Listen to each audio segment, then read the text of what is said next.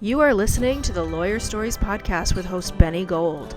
Lawyer Stories was founded in July 2017 on Instagram and is an expanding global network of lawyers and law students sharing their personal journeys to the noble profession of the practice of law.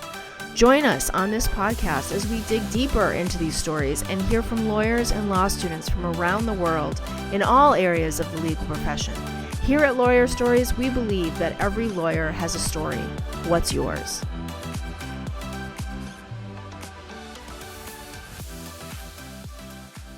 Welcome to the Lawyer Stories podcast with Benny Gold. Today we welcome in Anthony Beneduce, a personal injury attorney in New York City. How are you, sir?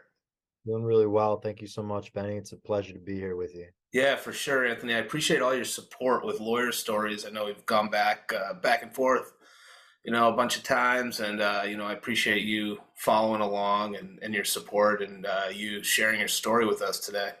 Yeah, no, I thank you for having this platform where young lawyers like me can share our stories so our, people in the community can get to know us a little better. Yeah, no, for sure. And actually, I usually start with the story and going right through like where you born and raised and making sure. But I just actually want to skip down to something real quick. So, Yeah, you went to Brooklyn Law School, right? that's right. So you were elected commencement speaker I in, was. in 2016. Yeah. And like, so I went and I checked it out, like part of it on YouTube today, and you got up there and you were like, it was all a dream. And like you started with that, right? And everybody was just, you had the crowd going wild, man. They Dude, loved you. I thought that was yeah, really cool. Anybody could check that out on YouTube. dude, it was 2,000 people. Yeah, no, that was incredible. Like, why do you think that they elected you? Um, Here's why. I think they elected me because, I was the type of guy in law school that I was just talking to everybody. You That's know, great. Yep. my skill set in law school was not in the books, it was in my oral advocacy. Okay. Did you go to Yeah. law school right after college? Right after school, undergrad?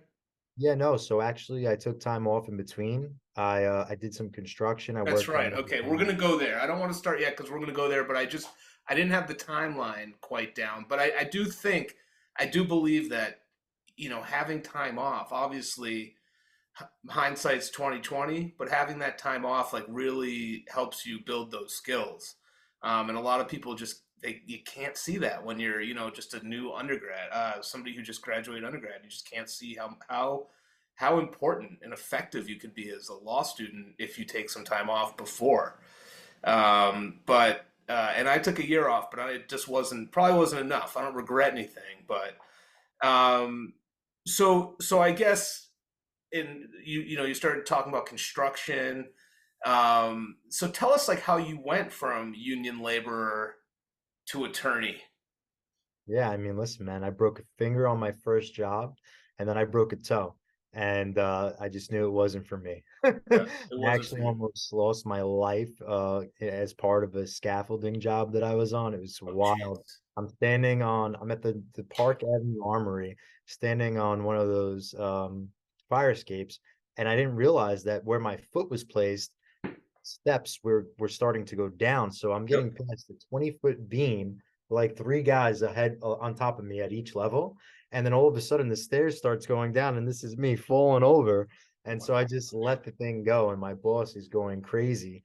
But the thing was at that point, you know, I hadn't been equipped with any safety equipment. He just Right. put me there on the fire escape, probably 20 feet above, one of these fences that is pitchforked. If Yep. I fall, I'm done. I'm dead. Oh my You know? gosh. And so for me, going from those experiences to becoming what I would call a construction safety advocate today is Yeah. just, it's such a clear pathway that I didn't even see. Like it wasn't even in the cards for me, right? But I tell you, man, like I what I would say is, just a lot of hard work and definitely a lot of luck, but really having people around me that were pushing me. You know what I mean? Yeah. Really, people around me. So that's amazing to have something. Well, I mean, obviously it was scary, but it made you you look back on it and it gives you that connection to like being that safety advocate now, construction safety advocate that you are today. So bring us back a little bit. Like, where were you born and raised? You New Yorker? Yeah, New York my whole life until recently. My wife's a New Jersey suburban chick, and she brought me out to Nice. Hoboken, New Jersey, which I'm happy to be here. Look, Yep, I yep. keep fighting and screaming, it's not trying to leave Brooklyn, New York. But look, I grew up in Brooklyn. I loved it. And I grew up in this beautiful town called Marine Park. We had our problems like any community, Yep. the drugs in the community were definitely a problem. And so that was kind of like when I started to see, like certain issues that I wanted to address in life. And that's kind of what led me eventually to my criminal, start in the law. Gotcha, gotcha. And when did you know, like, did you have a moment that you wanted to become an attorney, that you knew you wanted to be a lawyer? You know what, man? Honestly, what I can say is growing up the way I did, I faced some serious trauma losing my Yep. mother at that age, you Right. know, and I just always felt like, I just didn't have a voice or like there wasn't somebody there to advocate, and then going to like a really decent, good high school in Brooklyn to a failing high school that actually closed 3 years after I graduated because it was so bad. I Yep. just saw like these disparities that I just really wanted to do something about. But, the problem was I didn't have that belief in myself to go and become an attorney. And then I would talk to people about it on the job sites when I was doing construction, and they'd be like, dude, get out of here. Go to Oh, school. really? That Yeah, sounds kind of supportive. You mean you talked to other construction workers and they would be like, you should go? you should go to school. Bro, I would be sitting there with a New York Times newspaper in what they call a shanty. It's a trailer where all Yep. the guys are sitting drinking the coffee on their break time. Yeah, And I'm yeah, like sitting there with the New York Times. They're like, kid, what are you doing here? yeah, yeah, yeah. That's so funny. But you wrote that you thought, you had it all worked out. You were in the union, you had a salary, or you had a good hourly wage. You thought that that was going to be your like forever home doing that. And then I guess something just maybe it was dangling from 25 feet up. I don't know. Like something kind of went off where you were like, I want to go be an advocate, right? Yeah, I mean, listen, man, my dad was like, you're killing it. I was making more money by the hour than my dad was at the time. So I'm like, I'm good. This is it.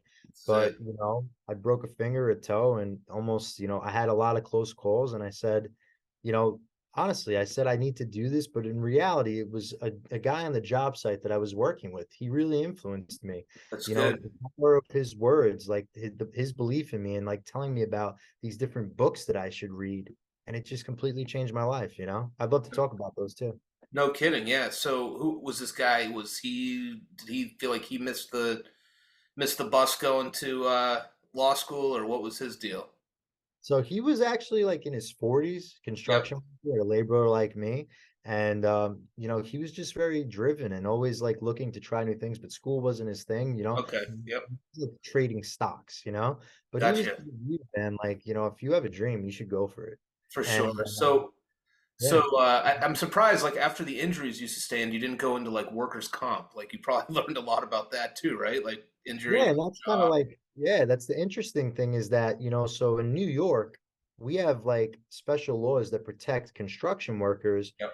So like, workers' compensation is a part of the system, but it runs parallel with the personal injury lawsuit that a construction worker could potentially have. Right.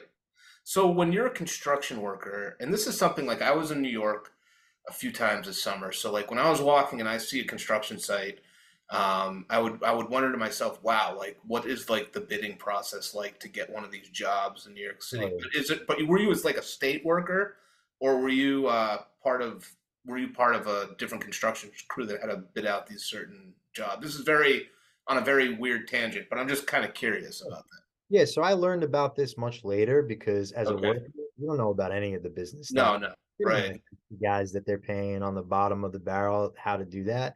You know what I mean? They want to keep you at the bottom and make you work. You're just a grunt worker. You know what I mean? Yeah. My job was literally to pick things up, put them down. And because I was doing scaffolding, you have this contraption that there's a rope and somebody literally just pulls on that rope with the material. And that was my job all day. Or I was, moving material on fire Yep. escapes. Yep. It was really just basically the brute, believe it or not. I mean, you don't see the movie now. The law school is, it's been a little bit hard on me the last bunch of years, but yeah, I mean, that's pretty much all I did. I didn't really participate in that part of it. Gotcha. Yeah. All right. Um, so your story is amazing. You know, like you did have like the trauma early on in life, which you touched upon. And then you had a couple different high schools that you went to. Did I get that correctly? Like you went to one, two in a different areas, and you kind of got you thinking about like a disparity. Is that how that all went down? Yeah, man. I went to James Madison High School in Brooklyn. It's actually where RBG went. She graduated from there. Okay, There's a couple notable alumni, it's and awesome. Yeah, it was a good school, man. They had opportunity there. Look, but it's New York City. You have conflict. You have inner city conflict. But when I went to the Beach Channel High School, which eventually closed, I mean, it was bad, man. The school was not. It wasn't education wise. And to be honest with you, to be fair, I'm probably biased because I was going through that trauma that I really wasn't interested in school. But there was a lot yeah, of gang violence there. The school system, I failed a lot of classes. I mean, I noticed a lot of people were not doing well. yeah. Okay, so tell us about your road from undergrad. You ended up going to like St. John's, right? Yeah, And I then finished there. you finished there. So then tell us about like why did you want to go? Well, you're from Brooklyn, but like why? What was the drive to go to Brooklyn Law School? I know, as a lot of us, including myself, like standardized testing. You took the test and you were like, okay, I'm still gonna get into freaking Brooklyn law. That's where I want to go. And you Yeah. did. You accomplished it. You didn't let somebody tell you you couldn't do that. You weren't going to take no for an answer. Yeah. Tell us a little bit about your getting into law school. Yeah, like part about this platform that I love is that like you can actually hear from real people, like what's it like to go from construction worker to construction accident lawyer? It's Yeah, not easy, but it's possible, right? Like, how do you get into law school is something that I really didn't know. And so, I started out with a really poor grade on the LSAT and, so poor that I wouldn't have probably gotten into any school. And so I had to hire a tutor and I was working really hard. And I actually got waitlisted by Brooklyn. And the reason for me for Brooklyn was it had that really, it had a long age, right? Brooklyn Law School has been around since I believe it's 1901. And okay. so the school has a lot of alumni. Yep, There's yep, people in every field. And when I went there, I visited the school and I just felt like this is right. I yep. have a feeling. And I didn't have the grades to go to an Ivy League like But and but by the way, great place. Like there, I've met like several of your alumni and through lawyer stories, Brooklyn Law, an awesome place. All very obviously like very good attorneys and talented people. So go ahead. So yeah, no Ivy League, but not everybody does that anyway. I mean, that's like right. certain percentage, and so Brooklyn Law was it. It's like a real lawyer's school, right? Like what I would say is that Brooklyn Law School, we're really known for teaching lawyers who know how to go out into the world and practice, right? It's Yeah, not just the book work, right? We had a lot of clinics. So I was able to participate, from my first year of law school in mock trials. I shadowed a judge and then I was working for, state court judges. I worked in district attorneys' offices, and it was a really great opportunity for me personally. And going back to the whole getting elected to speak at graduation, yeah, this is trying to take advantage of everything and everyone I met, because yeah. for me, like that was like the only way that I could get ahead. I needed to learn from other people, That's other yeah. people's skill set, how they got to where they got to. You know what I mean? Like it was really helpful to just, don't reinvent the wheel. My first year of law school, I bombed because I tried to reinvent the wheel. And then I Yeah, figured it out. It's like just ask for help. right, right. And that's really interesting what you said about networking because today, this afternoon, I actually posted a reel on Instagram about, when I was doing some live podcasting in New York this past summer, I interviewed someone who was really, gave us great tips about networking. And he did mention how he was in law school and he just looked around and he knew all these people were going to be lawyers and he should definitely make all the connections he can there. Exactly. I actually don't even know if like a lot of people think that way, young people who are in law school. I mean, Yeah. I don't know So, what I was thinking to be honest when I was there, but yeah, I mean it makes total sense. So yeah. so your experience, you ended up just taking advantage of everything you could, like all the externships and um, Mhm. clinics and that sort of thing. I'm sure you did trial advocacy, like Oh trying to, yeah. yeah, all that stuff. That's Love amazing. trial advocacy. I mean, that's where I really found my gift. Because for me, what I discovered is that through oral advocacy and trial advocacy, I can take that pain, that's that trauma that I suffered, and place it somewhere in a creative space. Like some people have art in a painting, like they draw or they paint Yep. or, they create something in that way. But for me, like creating the story in a trial is what I would describe. It's like an art form, and I Yeah. just love it, man. It's a passion. Yeah, that's amazing.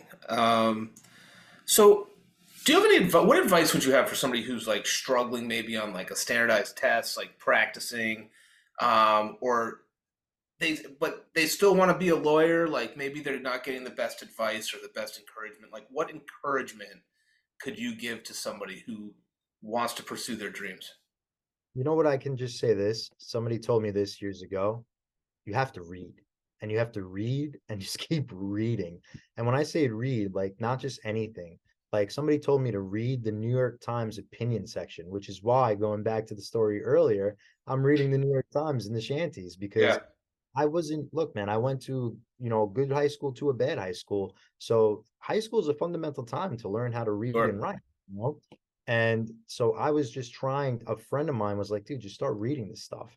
And, that really just helps you to start making the connections and you start to recognize, these logical arguments and you start to see how people write. And really it really just takes time and effort. But for me, like reading it's key. That's awesome. I think that's great advice. And you were a prosecutor once. Tell us about that. Like, tell us about being a prosecutor.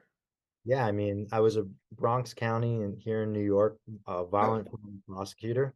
I started in narcotics. My first jury trial was a felony undercover buy and bust operation. My second Wow. jury trial was a burglary in the first degree, home invasion. My third jury trial Wow. was an assault, slashing across the face. I mean, I had some really wild cases in the very short period of time that I was there. And what I can say is if you want to be a trial lawyer, there's no better place to learn than in a criminal courtroom.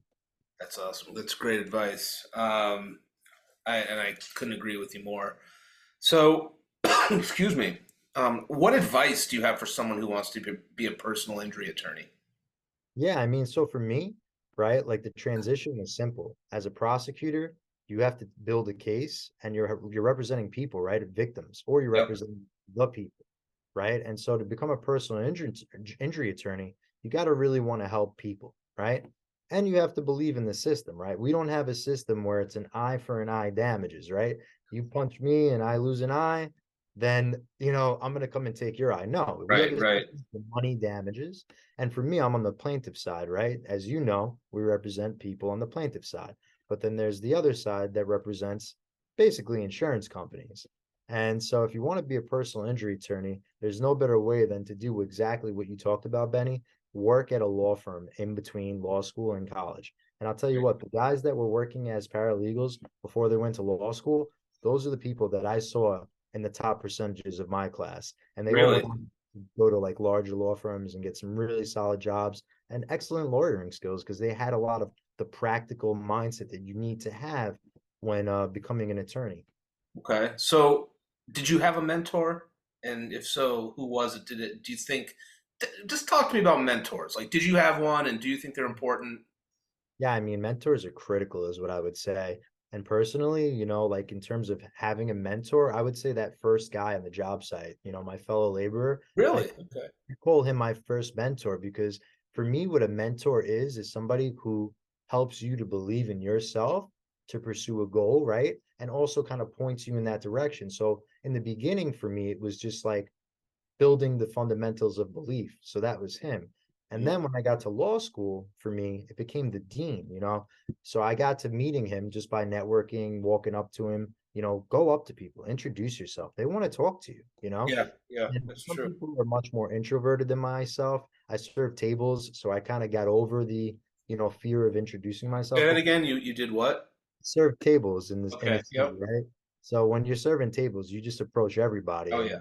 Yeah. so I met the dean, and he was a big part of, helping me throughout law school, because he continued to have that faith and that belief in me.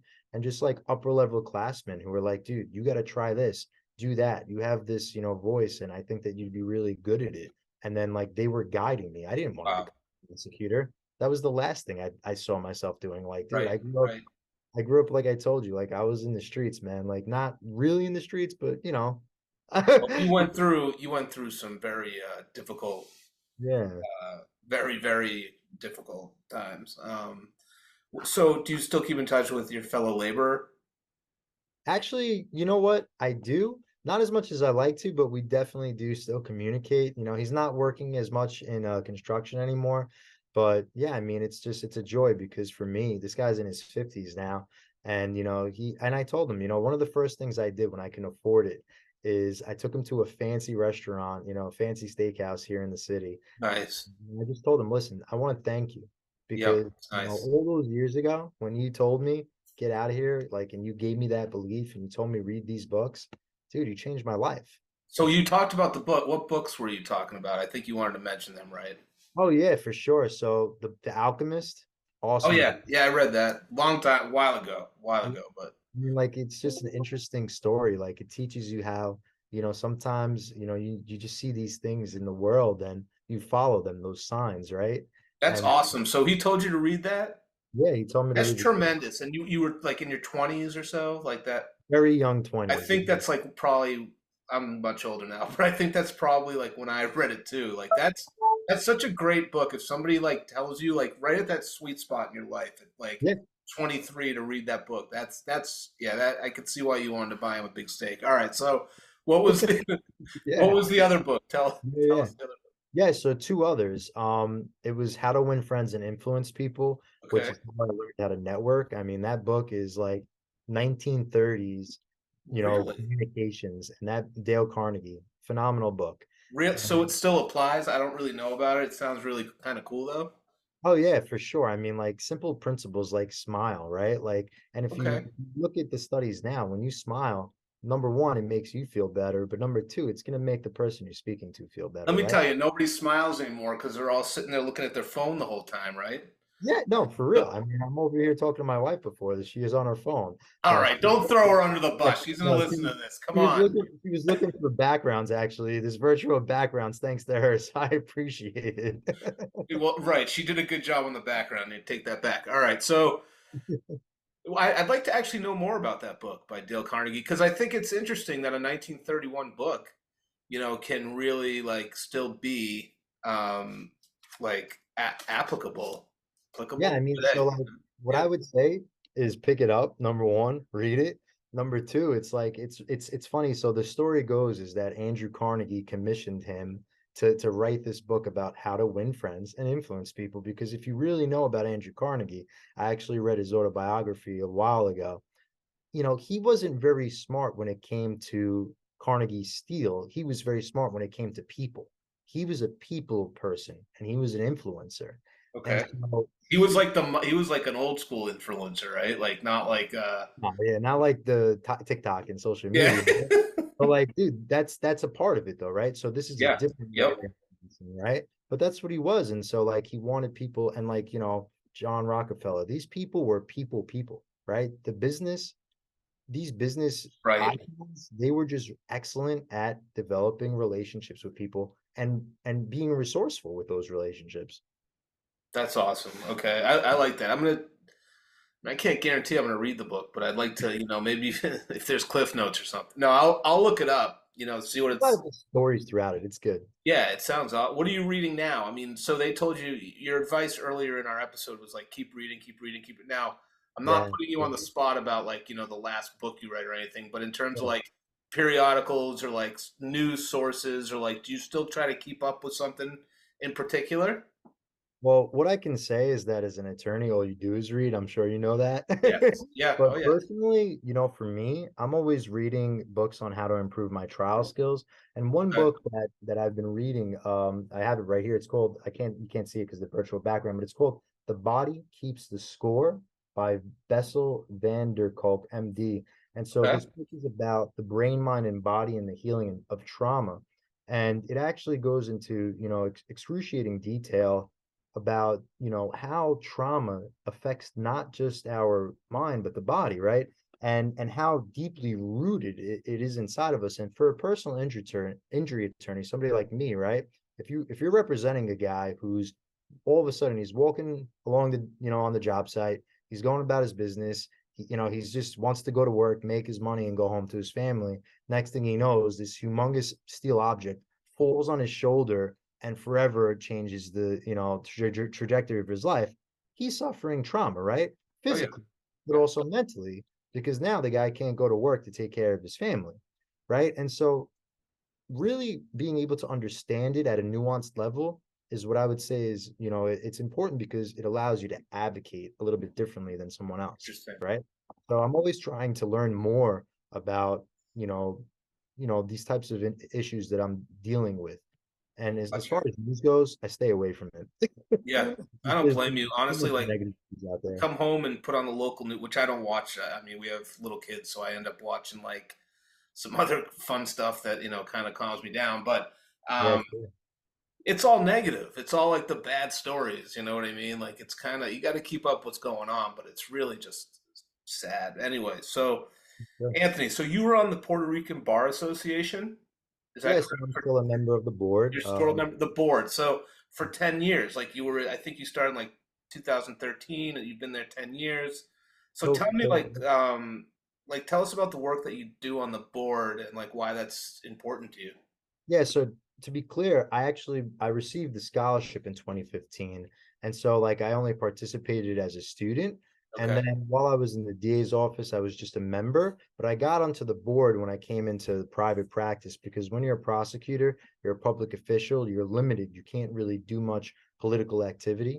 Okay. So it's not that it's political, but I didn't know where the line was as a young prosecutor. Right. Plus, I'm super busy with work. But the type of work that we do is we're just really all about uplifting the Latino community. I'm half Puerto Rican. My mother was born in Ponce, Puerto Rico. I'm half Wow. Puerto Rican as well. It's my, gives you away the Beneduce. And yeah, so because they gave me a scholarship, it's important to me to continue that work. Every It's year we great. give scholarships. I think we gave 60,000 to 70,000 away in scholarships this year to a bunch of students. Yeah. Amazing. So important to be a part of something like that. And another thing that you're a part of that I really think is like so important too, especially here at like Lawyer Stories is something that I try to advocate about here and there when I can is mental health. Like you were the co-chair of the mental health committee for the new lawyers division.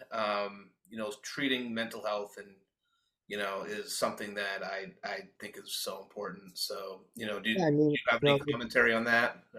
yeah, no, absolutely. I'm apologies. I wasn't trying to cut you off, but I think that it's so important because not just for me, right? Like talking about that trauma, we didn't even go into it, but you know, lawyers have this job where we're dealing with trauma all day typically, right? At least if you're Yeah. doing one, Yep. right? And you know, there's secondary trauma that you then start to take home with you. And if you can't separate it, it could really take a toll. And we're always working, right? We're in front of the screen. And so we get so busy taking care of our clients or the state, whoever our client is, and we forget to take care of ourselves, That's right. right? What is the saying, right? We're one of the top most depressed industries in this Yep. country, right? And the reality is that there's a stigma around it that's finally starting to slip away. And I hope Yep. to be part of that, and Oh yeah. it's important because, simple little tools like going for a walk in the middle of the day can really make a big difference in how you would Right. advocate for client. Yeah, that's a great idea. I think that's a great tip too. So one thing on your LinkedIn, I took a look at that earlier. I do that sometimes before a podcast. Um, so you have on like your backdrop, it says Estamos aquí. Yeah. We are here. I know like a little bit of Spanish. I won the seventh grade Spanish award. I didn't really have to Nice. look that up, but before I came on here and recorded it, I wanted to make sure that I had that accurate. I know the nosotros or the estamos like verb is like us sort of thing, right? Like we. Sure. So I need to relearn it. Like I love the language. So can you tell us a bit about that? I think maybe it's a movement or something going on. So actually it was for Hispanic Heritage Month. Okay. I might be past that now. You haven't updated it. That's it, right? Okay, I gotcha. haven't changed my LinkedIn page, to be fair. Gotcha. All But right. yeah, I mean, look, diversity and inclusion, although Yep. the Supreme Court might think that it's not an issue, Yeah, well, I mean, it's a real issue. Look, the reality is that there's not a lot enough people of color on the bench. There's not enough people of color in these white shoe law firms. There's not enough people of color representing people of color as well. And the problem is, you're talking about years and years of a system that was put in place to prevent them from getting there, right, right? right. And so we need to do something about it. And I try to spend time working on that as part of American Association for Justice, which is Mhm. AAJ, and also with the Puerto Rican Bar Association. Yeah, that's awesome. Love it. So what's the best part about being a trial attorney and working in personal injury? Yeah, I mean, for me, there's nothing better than just, when you get that result for the client, seeing them and just how grateful they are, because at the end of the day, you know, the money's never going to fix what has happened to them, but Right, they know that it's going to help them in some manner, and the fact that you took the time and really made the effort, they appreciate it, man, especially when you move these things quickly, because personal injury cases can take years. yeah, So, the more in contact you can speak with your clients, and the more you show them that you really care, it's really it's amazing to hand them the check and say, listen, this might not bring back what you lost, but this is justice. This is what we've done here. yeah, that's awesome. Congratulations. Congrats on your success. Thank Do you. we leave anything out? I want to make sure I get everything in that you want to talk about, anything about your life or anything about your story. Yeah, Um, no, all I can say, is that I have a Instagram and a TikTok. I haven't been posting too much on it, but it's called at Lawyer for the People. And my whole thing about it is this, man. Like, I'm the type of guy that I just want to help people, and that's why I called myself Lawyer for the People. And that's what I'm about. If you're somebody who is looking for an attorney, who is a human being and wants to treat you like the human being that you are, and recognize you as a human and not a dollar sign, because that's what a lot of people right, tend to do in our business. right. That's what I'm about, and I'd be happy to talk to anyone. I think I see that's amazing because I do see like a lot. I feel like there was a lot of cases that end up being like funneled or they're trying to be settled very quickly. I'm not really too familiar with the whole thing, but it just seems like you're talking about it, being a lawyer for the people and really like working with clients and seeing them through. I think that's so important rather than just trying to like settle a quick claim for like a few grand or whatever it is. Yeah, sure. I mean, listen, the time and place calls for them sometimes. Yes, What sure. I Yep. can, what I can say is that, when I take on a client, I treat them like family, and I've had family members that I've represented. I think it's important, we're dealing with humans, and this is an impact of their life that, will forever be a part of them. And, whether it's a small case or a big case, Yeah, they deserve representation. for sure. And one thing I do want to say is if you ever see anybody from Brooklyn Law School or New York City or anywhere on lawyer stories that you want a warm introduction to, I'd be more than happy to do that. That's what I do. We're launching Lawyer Stories Connect. Hopefully, I've been saying that for like 8 months, but it's a slow go. But I hope to get it out soon. Excellent. We have the platform ready. We have like the offerings ready. But beyond that, like it's my pleasure to like introduce you to people you might have a networking relationship with. So just Yeah, let and me for know. your audience, let's remind them that your network is your net worth, Yeah, right? yeah, and look, there's a lot of great people that I hung out with this summer at the Lawyer Stories events, and you'll have to be at the next one. Definitely, I will be. And I shouldn't say it was the Lawyer Stories event. We did work with other people. Level Up Legal was great, and Mean Pug Digital helped us out with an event. So, but yeah, we're definitely get you in there, and we're going to stay in touch. And I don't know if there's anything else that you wanted to add. If there's anything that I can do for you, man, I really love what you're doing. Thanks so You know, much. I watched a couple of your stories, and I love following the different stories from people all around the world. Keep doing what you're doing, man. Thanks, man. I appreciate that a lot. Anthony, stay right there. Everybody, thanks for tuning in. Wherever you are in the world today, enjoy yourselves. Cheers.